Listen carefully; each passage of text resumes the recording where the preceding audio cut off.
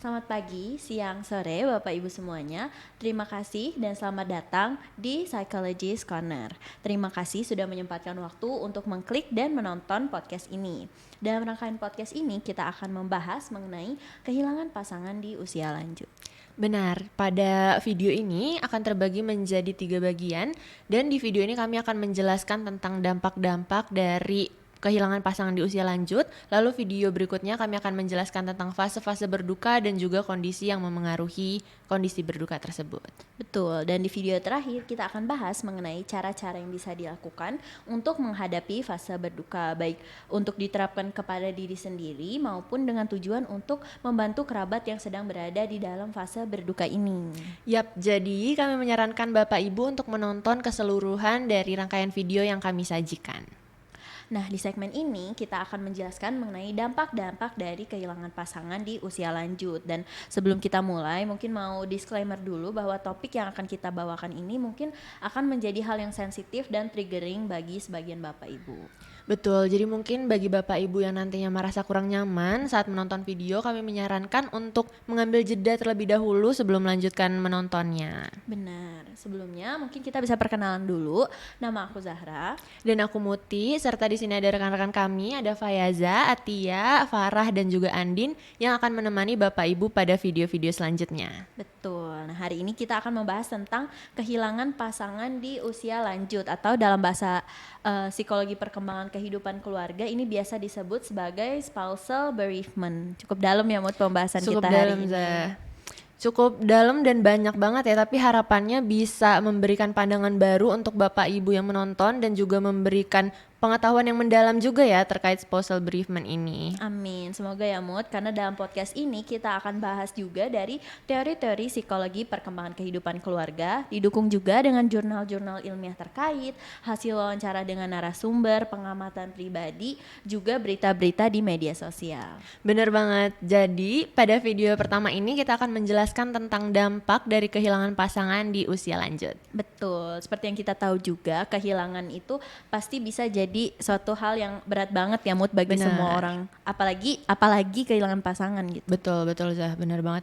Dan hal ini juga pernah disampaikan oleh peneliti dari Averill 1968, juga Holmes dan Rahe 1967. Jadi digambarkan kalau proses berduka dan masa janda atau duda itu tuh sebagai pengalaman yang paling menyakitkan yang pernah dialami manusia gitu. Iya benar, dan ada beberapa juga peneliti lain yang membahas spousal bereavement ini yang didefinisikan sebagai pengalaman psikologis dan juga fisik yang menyeluruh, dan proses penyesuaian dan berduka setelah kematian pasangan ini bisa berlangsung lama gitu. Yap, benar banget Zah. Tapi kenapa kita spesifikin pengalaman ini pada fase later life atau kehidupan lansia aja ya? Soalnya kan sebenarnya bisa dialamin sama semua jenjang kehidupan gitu. Nah Bapak Ibu, jadi dari yang kami pelajari di kelas perkembangan kehidupan keluarga, jadi lansia atau adults in later life itu adalah orang-orang yang berada dalam rentang usia 60 tahun ke atas gitu. Jadi pengalaman spousal bereavement ini tuh akan lebih sering dialami oleh adults in later life atau lansia ini sendiri gitu Zah. Oke, setuju. Nah, untuk mengawali bahasan ini sebenarnya ada satu film yang menurut aku menarik banget nih Mut untuk dibahas. Jadi di dalam film ini tuh digambarkan gimana spousal bereavement ini mempengaruhi kehidupan lansia. Judul filmnya itu A Man Called Otto yang dirilis tahun 2022.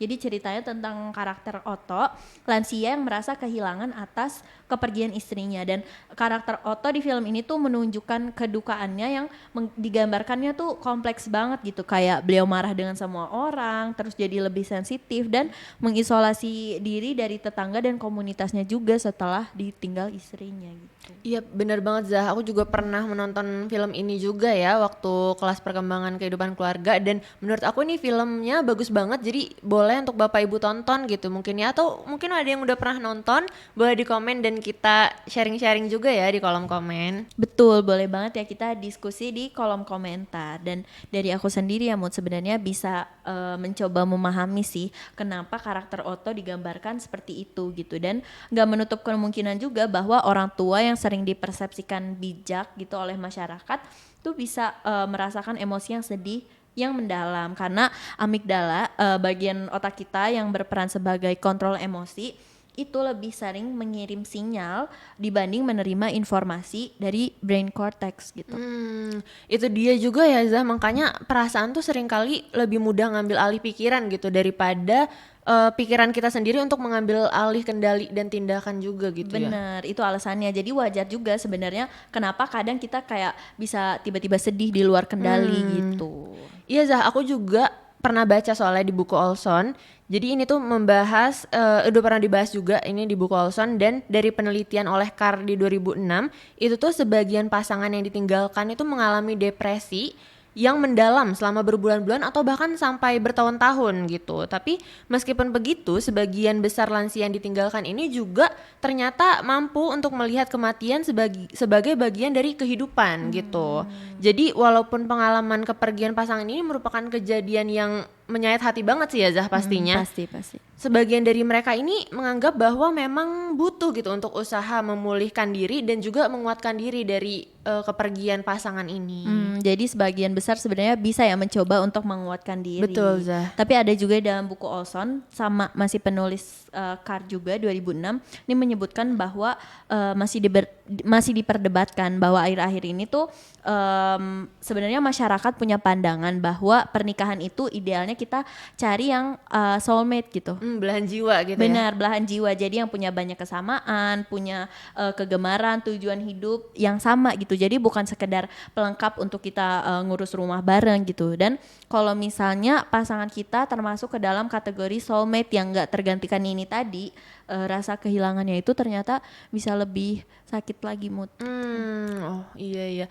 Nah aku juga pernah baca dari penelitiannya Bruce di 2002 yang dilakukan pada lansia perempuan. Jadi ini tuh duka yang dialami itu menetap hingga lebih dari perkiraan dari si lansia yang ditinggalkan ini. Jadi lebih lama, jadi bisa 2 tahun lebih seperti itu. Dan juga perasaan yang dirasakan selama berduka ini tuh bermacam-macam, mulai dari kesedihan, terus juga emosi marah, perasaan takut hingga kecemasan juga gitu. Iya, dan peneliti lain juga melihat ada resiko tinggi mengalami depresi bagi mereka yang ditinggalkan. Dan perlu dicatat juga ya bahwa depresi itu termasuk salah satu gangguan kesehatan mental. Jadi kita perlu melihat ini sebagai suatu resiko yang serius. Jadi kalau Bapak Ibu udah merasa terlalu berat, kami menyarankan untuk mencari bantuan dari orang terdekat ataupun dari psikolog profesional. Benar banget Bapak Ibu, nggak ada salahnya ya untuk mencari bantuan dari pihak profesional. Benar, dan atau kalau Bapak Ibu sendiri ada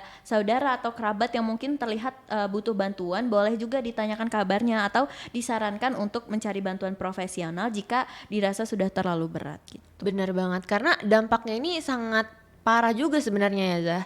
Dan ngomongin dampak nih Bapak Ibu, ada juga istilah namanya widowhood effect. Jadi widowhood effect ini tuh menjelaskan bahwa risiko kematian bisa meningkat 46% di 6 bulan awal pertama dari kehilangan pasangan gitu dibandingkan dengan mereka yang masih bersama dengan pasangannya. Benar, dan risiko ini juga lebih tinggi pada laki-laki sebanyak 27% daripada pada perempuan sebanyak 15%. Betul, berarti memang ada perbedaan juga ya antara wanita dan juga laki-laki. Betul. Jadi mungkin ini akan dijelaskan juga nih dari video-video berikutnya, jadi bisa ditunggu aja di video selanjutnya. Benar, dan selanjutnya dari penelitian ini juga disebutkan bahwa kehilangan pasangan adalah salah satu faktor risiko untuk penyakit kardiovaskular dikarenakan pada saat berduka, terutama pada duka yang mendalam gitu, tekanan darah dan detak jantung itu bisa jadi lebih tinggi dan bisa juga ada peningkatan zat-zat di dalam darah yang bikin darah itu jadi lebih mudah menggumpal gitu, dan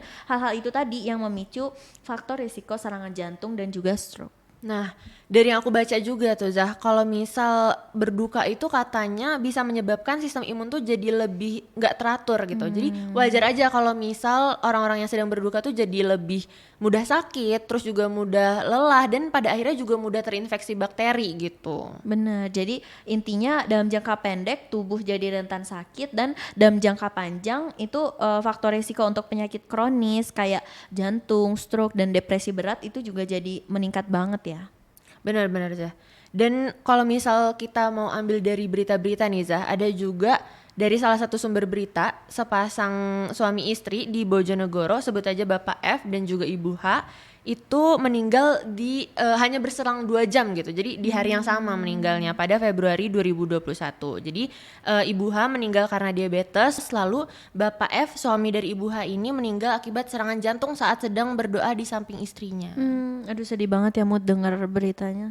Ya, dan hal yang serupa juga terjadi pada mantan Presiden Amerika Serikat yaitu George Bush yang sudah menjalani pernikahan selama 73 tahun.